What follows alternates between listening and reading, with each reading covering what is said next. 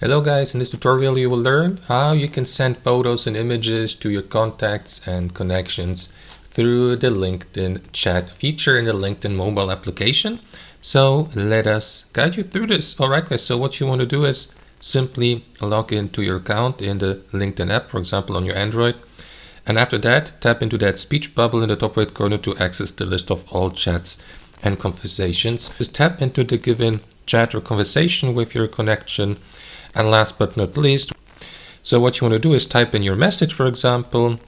And in addition to that, guys, before you send the given message, tap into that plus button here to the left to attach a file. For example, you may attach or upload a file from your phone storage. And after that, you will be redirected to your phone's gallery or storage. So navigate to the folder with your photos, for example, or images, and simply upload the given photo from there by tapping into it.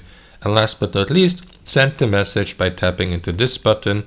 And that's it, guys. As you can see, it works actually easily. That's how it works. Thanks for watching, and I'll see you next time.